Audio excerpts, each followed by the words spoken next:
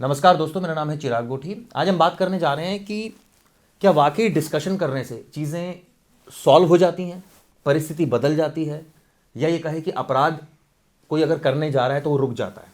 हमने कई ऐसे केसेस देखे, लाइफ में मेरा कई एक्सपीरियंस भी है। प्रधानमंत्री मोदी ने भी एक बात कही कि आपका एक ऐसा दोस्त होना चाहिए जिससे आप अपने दिल की बात शेयर कर लें, यानी कि पूरी तरह से एक ऐसा ग्रुप होना चाहिए जिसमें आप मन की बात कर सकें, यानी कि आपके जो मन में चल रहा है हर सेकंड, हर घंटे की रिपोर्ट उसमें तैयार हो कि आज 24 घंटे में आपने, हैदर भाई ने 1 घंटे में ये सोचा, दूसरे घंटे में ये सोचा, तीसरे घंटे में ये सोचा, चौथे घंटे में ये सोचा। और आखिर इसका लबोलबाब ये रहा कि कई बार लोग जो समस्या में होते हैं वो उनके निजात मिल सकता है, क्या मिल जाता है, या परिस्थिति बदल जाती है, सिर्फ एक मन हल्का हो जाता है। हैदर भाई, बहुत बार ऐसा होता है ज़िंदगी में, एक मुकाम आता है कि जब मन का गुबार इतना ज़्यादा हो जाता है कि लोग उसको बर्दाश्त नहीं कर पाते। कई लोग अपराध कर जाते हैं, कई लोग सुसाइड कर लेते हैं। तो मेन जो चीज़ है वो ये है कि मन के गुबार को, इस गुबार को बाहर निकालो। अब गुबार कैसे बाहर निकलेगा? फ़र्ज़ कीजिए कि आप अपनी नौकरी को लेकर परेशान हैं, आप ना यहाँ रह पा रहे हैं ना कहीं और जा पा रहे हैं, तो मन में गुबार है और आप बड़ा परेशान हैं। आप सही डिसीजन लेने की स्थिति में नहीं होते हैं उस टाइम पे, और फिर आप कोई गलत डिसीजन ले लेते हैं और फिर आप फंस जाते हैं। तो ऐसे में अगर आप मुझसे डिस्कस करें या किसी और से डिस्कस करें या जिसको भी आप अपना दोस्त समझते हैं उससे डिस्कस करें, तो हो सकता है कि वो आपको एक आसान रास्ता बता दे, या कोई सही रास्ता जो वो अपने न्यूट्रल माइंड से सोचेगा वो आपको बता देगा। अब आते हैं एक और चीज़, एक ऐड आया था बड़ा अच्छा सा, मुझे याद आ रहा है इसी बात पे, कि पूछ के तो देखो। अच्छा, पूछ के तो देखो। हाँ, तो अगर आपके पास कोई प्रॉब्लम है, आपको मन में लग रहा है कि नहीं नहीं यार इसका कोई सोल्यूशन नहीं हो सकता, इसका सोल्यूशन मरना ही है या इसका सोल्यूशन मारना ही है, और आपको कोई सोल्यूशन सूझ नहीं रहा है, तो आप सामने वाले से या किसी से अपने नियर एंड डियर वन से पूछ के तो देखो। हो सकता है कि उसका कोई रास्ता निकल आए। हर मुसीबत का हल है डायलॉग। जैसे आप दो देशों की लड़ाई है, अब वो अगर डायलॉग नहीं करेंगे तो वो लड़ते रहेंगे ज़िंदगी भर। और दो दोस्तों में अगर कोई दरार आ गई है तो वो एक दूसरे से बात नहीं करेंगे और किसी थर्ड पर्सन के थ्रू बात करेंगे तो वो लड़ाई बरकरार रहेगी। ऐसे ही जो आपका रिलेशन है आपकी बीवी से या आपके घर वालों से, अगर कोई उसमें प्रॉब्लम आ गई है तो आप उनसे डिस्कस कीजिए। हो सकता है कि आपकी बीवी की आपको कोई बात अच्छी ना लगती हो और उससे आप इरिटेट होते हो, और उस इरिटेशन को आपने अंदर रखा हुआ है और वो अंदर रखे रखे उसका गुबार बड़ा होता जा रहा है, और जब वो गुबार फूटता है तो कई बार वो रिश्तों को तोड़ देता है, तहस नहस कर देता है। इससे पहले कि वो गुबार बने, आप डायलॉग कीजिए, आप बात कीजिए। बात करने से बहुत सारी चीज़ें हल हो जाती हैं। ये दौर कोरोना का दौर है। पिछले 2 सालों से बहुत से लोग मुसीबत में हैं, किसी की नौकरी नहीं है, किसी की सैलरी कट गई है, कोई अपने घर से दूर है, कोई घर में फंसा हुआ है, बहुत सारी चीज़ें हैं। मतलब लोग जो है वो डिप्रेशन में आ गए हैं, बहुत सारी चीज़ें हो रही हैं। तो इन सब चीज़ों में मैं इसको कंप्लीट कर लेता हूँ। अब ये ऐसी परिस्थिति में आपको अपने आप को पॉजिटिव रखने के लिए, आपको जो भी आपके दिल में प्रॉब्लम है या दर्द है या कन्फ्यूजन है, उससे आप अपने नियर एंड डियर वन से बात कीजिए, वो सोल्यूशन निकालिए और अपनी ज़िंदगी को आसान बनाइए। मेरे एक दोस्त हैं जितेंद्र सिंह शंटी, अभी उनको पद्म श्री अवार्ड मिला है। उन्होंने कोरोना के टाइम में 4000 से ज़्यादा शवों को जलाया, दफनाया क्योंकि उनके अंदर फितूर है। वो एमएलए का चुनाव लड़े थे, जीत भी गए थे, इस बार टिकट नहीं मिली, लेकिन वो कोशिश कर रहे हैं। लेकिन उन्होंने एक इंटरव्यू दिया था, जो उन्होंने इंटरव्यू में बात की बड़ी ज़बरदस्त बोली।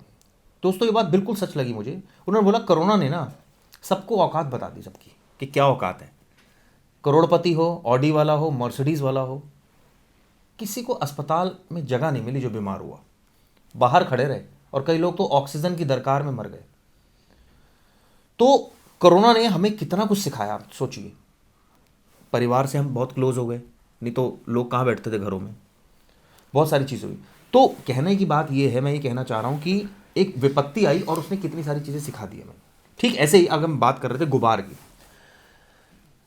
हैदर भाई कह रहे थे गुबार वाली बात कि ठीक है अपना गुबार आप निकालिए, सब चीज़ें करिए। ठीक है, मैं निकाल देता हूँ गुबार। आपसे और मेरी बातचीत हुई, हमने एक दूसरे का गुबार निकाल दिया। मैंने आपको बता दी भाई आप में ये दिक्कतें हैं, आपने बता दी नहीं मेरे में ये दिक्कतें नहीं है, भाई ये तुझे लगती है, ये मैं ऐसा ही हूँ। सब चीज़ें क्लियर हो गई। उसके बाद भी सोल्यूशन नहीं निकला, फिर आप वही कर रहे हैं, फिर मैं वही कर रहा हूँ। मैं अपनी नेचर से परेशान हूँ, आप अपनी नेचर से बाध्य हैं, आप भी वही करेंगे जो आपको करना है, मुझे भी वही करना है जो मैं करना है। तो इस सर्कमस्टांस में फिर कोप अप कैसे होगी चीज़ें? देखिए हमारे इमाम मौला अली अलैहिस्सलाम का एक कोट है, मैं यहाँ पे बता देता हूँ। उन्होंने कहा कि जहाँ आपको इज़्ज़त ना मिले वहाँ आपको नहीं जाना चाहिए, जहाँ आपका मन ना मिले वहाँ आपको नहीं जाना चाहिए। तो फ़र्ज़ कीजिए कि आप मुझे बता रहे हैं कि मेरे अंदर ये कमियां हैं और मैं उसको रियलाइज़ करने के बजाय उल्टा आप पे चढ़ गया कि नहीं नहीं मेरे अंदर ऐसी कोई कमी नहीं, तुम ही कमज़ोर आदमी ये हो। तो अलग चीज़ हो गई, ये अलग चीज़ हो गई हैदर भाई, ये वो चीज़ हो गई आप मानने को तैयार नहीं। हाँ वही मैं जो वो कह आपने रहा हूँ आप कहा। मान रहे हैं, मैं भी आपकी बात मान रहा हूँ, मैं अपने अंदर की बात आपको बता रहा हूँ, आप अपने अंदर की बात मुझे बता रहे हैं, हम दोनों एक दूसरे को समझ रहे हैं, लेकिन समझ कर भी हम मजबूर हैं क्योंकि हम एक नेचर से बंधे हुए हैं। आपका अलग नेचर है, मेरा अलग नेचर है। नहीं तो बिल्कुल ठीक है। तो ऐसी स्थिति में जब आप एक दूसरे से मतलब आपको उनका साथ अच्छा लगता है, किसी का आप उनके साथ बैठना चाहते हैं, बात करना चाहते हैं, लेकिन वो आपकी चीज़ें मैच नहीं हो पा रही हैं, तो ऐसी स्थिति में एक कदम आपको पीछे हटना होता है, एक कदम उनको पीछे हटना होता है, ताकि दोनों एक दूसरे की बातों की, उनके जज्बातों की रिस्पेक्ट कर सकें। और किसी भी दोस्ती में, रिलेशन में, मियाँ बीवी में, घर वालों में ये चीज़ होनी बहुत ज़रूरी है कि दोनों का सम्मान होना चाहिए, दोनों पक्षों का सम्मान होना चाहिए। अगर मैं कुछ कह रहा हूँ और आपको वो अच्छी नहीं लग रही है, लेकिन आपको ऐसा लग रहा है कि अगर आप मुझे टोकेंगे तो हो सकता है मुझे बुरा लग जाए, तो आप उसको सम्मान करते हुए किसी आसान शब्दों में, किसी दूसरे शब्दों में उस चीज़ों को समझा सकते हैं। और अगर उनको फिर भी समझ नहीं आ रहा, फिर भी समझना है तो बेहतर है कि आप अलग हो जाइए, फिर आप छोड़ दीजिए, छोड़ दीजिए, उम्मीद रखना। हाँ उम्मीद रखना छोड़ दीजिए। और ओशो ने एक बहुत अच्छी बात कही थी, मैं ओशो को बहुत सुनता हूँ। एक दिन इन्होंने मुझे बहुत डांटा भी ओशो के चक्कर में कि तुम क्या जानते हो क्या नहीं जानते हो। मैं बहुत सुनता हूँ। उन्होंने एक बात बहुत अच्छी कही कि दुनिया में जो भी दुख हैं, तमाम दुख उनकी एक ही वजह है, वो वजह है उम्मीद। जब आप उम्मीद लगाते हैं, जब आप अपने पिता से उम्मीद लगाते हैं कि वो आपको मोटरसाइकिल दिलाएंगे, वो नहीं दिलाते तो आपकी उम्मीद टूट जाती है, आपको दुख होता है। अब अपनी पत्नी से उम्मीद लगाते हैं कि वो आपको प्यार करेंगी, लेकिन वो प्यार नहीं करती हैं तो आपको दुख होता है। आप अपने बच्चों से ये उम्मीद लगाते हैं कि वो रिस्पेक्ट करेगा, लेकिन वो रिस्पेक्ट नहीं करता है तो दुख होता है। ऐसे ही आप ऑफिस उम्मीद में लगाना बंद कर दें। उम्मीद, देखिए तो हमने ये human नहीं कहा, nature है, हर कोई उम्मीद हमने- लगा के हमने- मैं सुबह उठता हूँ तो एक उम्मीद के साथ उठता देखिए हूँ, आप उठते हैं। उम्मीद पे दुनिया कायम है। हम ये नहीं कह रहे हैं कि उम्मीद नहीं लगाना चाहिए, हम ज़्यादा ये नहीं। कह रहे हैं कि ओशो का ये कहना था कि उम्मीद हर दुखों की वजह है। मैंने ये नहीं कहा कि उम्मीद नहीं लगाना चाहिए, उम्मीद दुखों की लगाइए। वजह है तो क्या नहीं करें या करें? फ़र्ज़ कीजिए आपको मुझसे कुछ उम्मीद है कि मैं आपकी किसी तरह से हेल्प करूंगा और मैंने नहीं किया, तो आपकी वो उम्मीद टूट जाएगी। आप, हो सकता है कि मैं आपको अच्छा लगता हूँ, मेरी बातें आपको अच्छी लगती हों, या नहीं तो मेरा फिर साथ एक अच्छा लगता हो। रिश्ता तो उम्मीद पर ही टिका होता है ना। एक अगर आपसे मैं उम्मीद करता हूँ किसी पर्टिकुलर चीज़ को लेकर, तो इसमें कोई बुराई नहीं है, वो ठीक है, आपकी बात सही है। बहुत ज़्यादा उम्मीद रखना भी आज की डेट में ठीक नहीं है। तो एक तो ये बात हो गई जो हम डिस्कस करने जा रहे हैं कि एक तो आप डिस्कस कीजिए दोस्तों, आपके जो भी प्रॉब्लम है लाइफ में, हर किसी को। और हमने कई ऐसे केसेस देखे जिसमें लोगों ने सुसाइड कर लिए, क्यों? क्योंकि उन्होंने डिस्कस नहीं किया। मैं तो, मुझे याद है मैंने एक केस कवर किया था जिसमें एक बच्चे ने 70 पेज का सुसाइड नोट लिखा था, जिसमें उसने ये लिखा था कि मेरी मौत के बाद क्या क्या होगा, मीडिया इसको खबर बनाएगी, पुलिस इसमें पैसे बटोरेगी, मेरे माँ बाप दुख रहेंगे, मेरा स्कूल भूल जाएगा। उसके नंबर कुछ कम आए थे, वो उसको लग रहा था शायद उसके नंबर इतने कम नहीं आ सकते। कितना दूरदृष्टि थी उस लड़के में, उसने सारी चीज़ें लिखी थी। लेकिन एट द एंड अगर उस समय उसको रोक दिया जाता तो शायद डिस्कस कर लिया जाता, या उसको समझा दिया जाता, या उसके स्कूल उसको पॉजिटिवली रिस्पॉन्ड कर देता, तो शायद ऐसी स्थिति नहीं होती। लेकिन उसके पीछे क्या छुपी थी? उम्मीद। उसने उम्मीद रखी, और आपके हिसाब से उम्मीद नहीं रखनी चाहिए, ज़्यादा नहीं रखनी चाहिए। इस बात पे भी काफ़ी गहनता से विचार किया जा सकता है, बात सही है इनकी। अब आते हैं दूसरी सिचुएशन में कि आपने डिस्कस की सारी चीज़ें कि भाई ये दिक्कतें हैं। अगले दिन आप उठे, आपने जो चीज़ें डिस्कस की उनको फॉलो नहीं किया। फ़र्ज़ कीजिए कि मान लीजिए कोई पर्टिकुलर चीज़ में कोई आप मैं तो कहता हूँ जॉब से रिलेटेड या बिजनेस से रिलेटेड आपको कोई नई चीज़ करनी है। एट द एंड क्या मैटर करता है? पैसा नहीं है। आपने पैसा कमाने के लिए क्या किया? डिस्कस करने के अलावा आपने डिस्कस किया, हाँ मेरे पास पैसा नहीं है, ये दिक्कत है, ये दिक्कत है, फाइनेंशियल दिक्कत है, यहाँ मैं ऐसे पैसा कम कर सकता हूँ, ज़्यादा कर सकता हूँ। लेकिन एट द एंड आपके पास पैसा नहीं था, ये आपको पता चल गया, डे वन ही पता चल गया। अगले दिन आपने उसको दूर करने के लिए कोई स्टेप नहीं उठाया, और फिर आप बैक टू स्क्वायर थे, क्योंकि आपने जब स्टेप ही नहीं उठाया तो फिर आपके पास नया एक्सपीरियंस ही नहीं है, और जब नया एक्सपीरियंस नहीं है तो आप फ्रस्ट्रेशन में हैं, फिर आप वो डिस्कस कर रहे हैं, तो उसका कोई फायदा होगा कभी? मैं आपको एक बड़ा अच्छा एग्जाम्पल देता हूँ। ये मेरे शहर का एग्जाम्पल है। हम वहाँ पे रहा करते थे, तो एक चौराहा था वहाँ पे, और जिस पे 2 तख्त पड़े होते थे, तख्त जो लकड़ी के होते हैं। तो उसे सूखा तखत नाम दिया गया था। अच्छा। सूखा तखत इसलिए क्योंकि उस पर जो लोग बैठते थे वो जेब से कंगले होते थे। ठीक है, वो दूसरों को किसी तरह बहला फुसला के वो अपना चाय पीते थे, पान खाते थे, ये सारी चीज़ें होती थी उसमें। अब उसको सूखा तखत क्यों बोला गया, मैं ये जानने के लिए उस तखत के नज़दीक गया। हमने कहा कि कैसे लोग बैठते हैं यहाँ पे, तो आप यकीन नहीं करेंगे वहाँ जो लोग बैठ रहे थे वो उनकी पढ़ाई लिखाई हो सकता है ज़्यादा ना रही हो, लेकिन वो आपको जानकर हैरानी होगी कि वो डिस्कस कर रहे थे कि कैसे वर्ल्ड इकोनॉमी में कितना गिरावट आ रही है और कैसे युगांडा की जो जीडीपी है वो क्यों गिर रही है और इथोपिया की जीडीपी क्यों गिर रही है, वो इस पे डिस्कस कर रहे थे। सूखे तखत तो मैं हैरान कि हमने कहा यार ये कितने ज्ञानी लोग यहाँ बैठे हुए हैं। तो मैंने किसी से पूछा बगल में कि ये लोग कौन है, तो उन्होंने बोला कि ये ऐसे ही बैठते हैं और यहाँ बात करते हैं और सुबह बात करते हैं और शाम में चले जाते हैं, फिर अगले दिन भूल के दूसरे टॉपिक पे आ जाते हैं। तो ऐसे ही सिर्फ बात करने लेने से चीज़ें हल होने वाली नहीं है।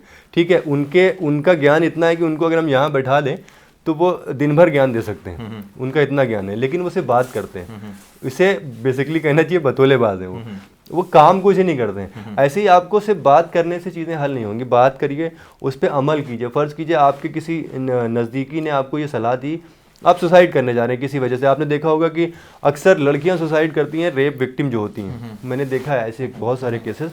तो वो जो रेप विक्टिम होती हैं उनको ऐसा लगता है उस टाइम पे, उस पर्टिकुलर टाइम पे कि नहीं उनकी सारी ज़िंदगी ख़त्म हो गई है, लेकिन अगर वो अपने माँ बाप से बात करें तो वो उनको हौसला दिलाएंगी कि नहीं देखो ज़िंदगी ख़त्म नहीं हुई है, हम जो आरोपी हैं उनसे बदला लेंगे, जो दोषी हैं उनसे बदला लेंगे और तुम एक अच्छी ज़िंदगी आगे भी जी सकती हो।